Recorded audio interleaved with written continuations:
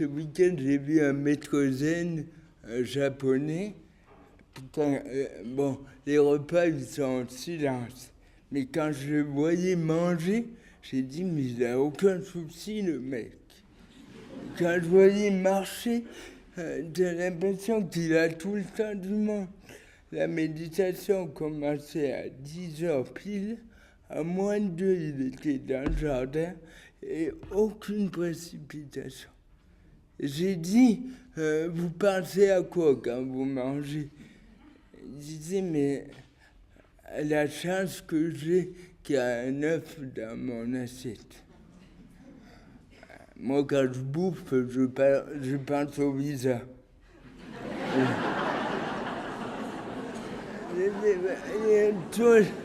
Il était totalement dans son œuf. Et c'est ça, le sortir de la solitude. Mais déjà, avoir un œuf dans son assiette, c'est être en relation avec l'autre. Alors qu'on bouffe des sandwichs en écoutant des conférences, il y a un problème. Non, être totalement dans ce qu'on est et manger le sandwich en étant énormément reconnaissant que c'est là. Ça m'a fasciné. Il a parlé 2 heures en 2 jours. J'ai rien retenu, mais je trouve que je parle mieux que lui. Mais ce qu'il était, c'était admirable en tout. Aucun stress. 0 stress. C'est pour ça que je vais aller en Corée. Non, mais c'est vrai. Ben, je pense que si on est dans cet état d'esprit, il n'y a rien qui vaut ça.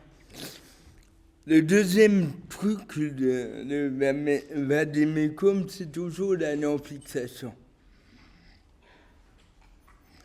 Quand il y a la colère, la laisser traverser. Quand il y a tristesse, la laisser traverser. Ben, c'est l'exercice proprement parlé, la méditation zen. On regarde passer la colère, le truc, les visas, les trucs, les têtes de cons que j'ai croisés. Je suis fâché aujourd'hui, mais ça m'arrive. On laisse tout passer. La non-fixation, ne pas s'attacher à l'état d'esprit. Et ce qui mène à la non-fixation, c'est de poser des actes. C'est pas du tout la résignation. Ça, je le dis 100 fois. C'est pas la résignation qui mène au détachement. Un détachement dans le langage chrétien, non-fixation chez les bouddhistes. C'est pas du tout la lutte contre soi. D'ailleurs, j'ai demandé au maître zen, c'est quoi pour vous résumer le zen en un mot. Il a dit un truc en japonais qui voulait dire la non-lutte envers quoi que ce soit. Voie gauche, quoi. Vague, W-A-G-O. La non-lutte envers quoi que ce soit. Y compris la non-lutte envers la colère. Le désespoir. On peut désespérer et en sortir. C'est le propre de la non-fixation. Moi, au terme de cette année, j'aimerais dire vraiment ce qui compte pour moi, c'est pratiquer une voie spirituelle. J'ai parlé à des médecins. Lundi, j'étais un peu provoquant, mais j'ai dit que pour moi, un médecin sans vie spirituelle,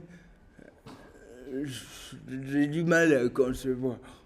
Donc, une vie spirituelle, c'est pas croire au Christ ou bien suivre Bouddha, mais c'est être engagé sur un chemin de progrès intérieur et de liberté à l'endroit de soi-même. Pour moi, clairement, c'est le christianisme, mais pour un autre, c'est autre chose. Il n'y a pas de problème. Mais être engagé. La méditation, pour moi, 1 heure par jour, c'est inconditionnel. Ça ne se négocie pas. Si je dois me lever à 4 heures du matin, d'ailleurs, je n'ai pas loupé depuis 3 ans. Mais ça me crée un stress. Oui, c'est vrai. La première chose que je pense au réveil, putain, je dois méditer 1 heure. Mais je laisse passer. Mais c'est vrai que ça me stresse. Et je suis toujours en train de demander à ma femme, t'es sûr que j'ai médité ce matin? Ça fait bien 60 minutes. Mais d'une part, j'ai pris l'engagement solennel devant un père spirituel, et d'autre part, je remarque, c'est ce qui me sauve le plus.